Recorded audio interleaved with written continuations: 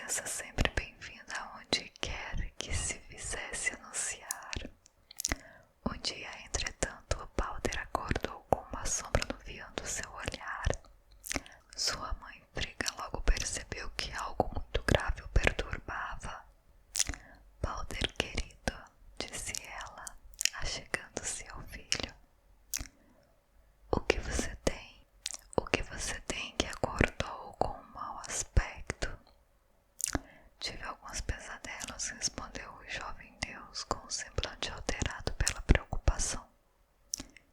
Estes sonhos ruins prognosticavam a minha morte. Frigga levou logo a má notícia ao esposo Odin.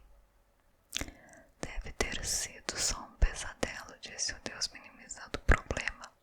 Infelizmente, nas noites seguintes, os mesmos sonhos tornaram a atormentar Balder, de tal forma que Odin se viu obrigado a tomar uma providência. Vou até Niflheim, a terra de Hel, para ver se descubro o que está acontecendo, disse ele a Frigga. No mesmo dia, desceu a toda pressa a Bifrost, a ponte do arco-íris que liga Asgard ao resto do mundo. Cavalgando Sleipnir, o seu cavalo de 8 patas, rumava para a escura e subterrânea terra de Hel, a deusa da morte. Depois de ter cruzado com Garm, o cão que guardava o portão infernal, ficou frente a frente com a sinistra filha de Loki. Hel, preciso que me diga onde está o túmulo de Angerboda, uma antiga profetisa, disse ele, a deusa dos mortos. A deusa indicou o caminho. Ao chegar à escura região onde dormia a velha, acordou-a com as suas invocações. Acorde, profetisa, disse o deus. Quero saber por que há tantos preparativos em Niflheim, como se estivesse para ocorrer uma grande recepção. A profetisa, a princípio, relutou em dizer qualquer coisa, mas Odin, fazendo uso de seus feitiços rúnicos, obrigou-a a falar a verdade. O jovem deus, oh sim, Balder, entrará na morada de Hel dentro de muito pouco tempo, disse Angerboda, num estado muito próximo de sonambulismo. Balder morrerá mesmo, disse Odin, sem poder acreditar. Morto por Hoder. Sim, Hoder o matará.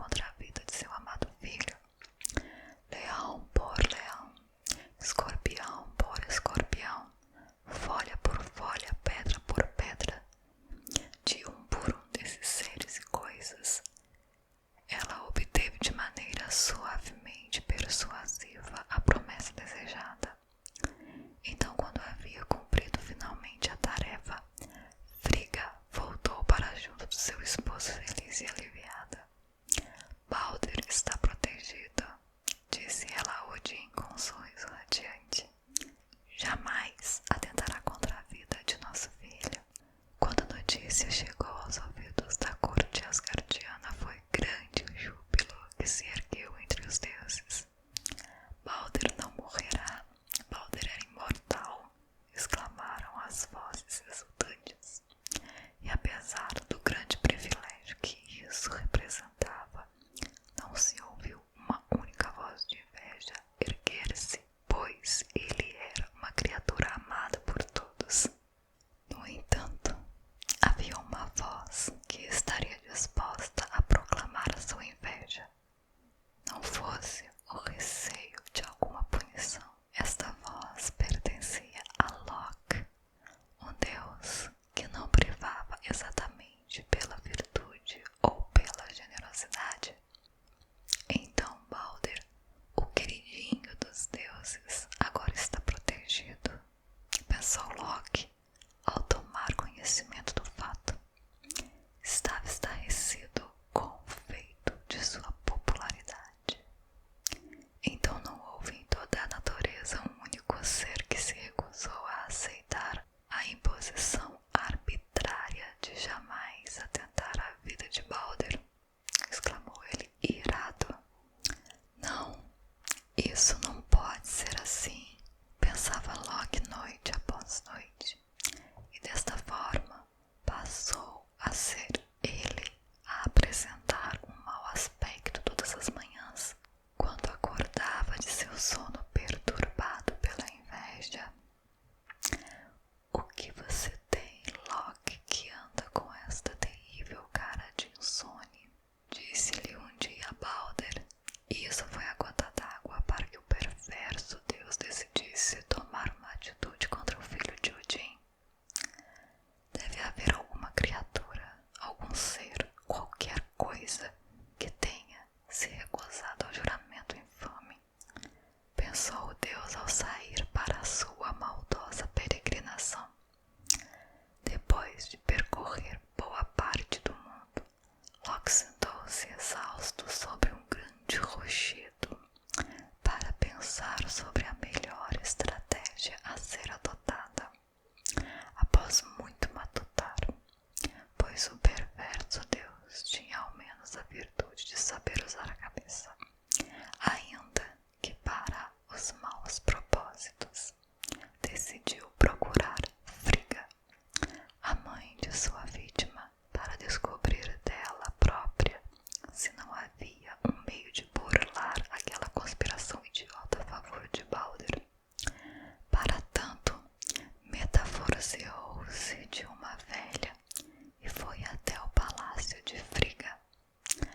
Lá encontrou então a mãe de Balder afiar e começou então a elogiar o grande prodígio que ela obrara ao obter de toda a natureza uma promessa tão sublime para o seu filho. Verdadeiramente espantosa a popularidade de Balder, disse a velha, fingindo-se feliz com o fato. Depois, assumindo um ar de curiosidade intensa, perguntou a deusa, mas diga-me, poderosa Frigga, é verdade que todos, absolutamente todos, comprometeram-se a jamais lhe fazer mal? Frigga, a princípio, afirmou categoricamente que todos assim havia feito, mas, diante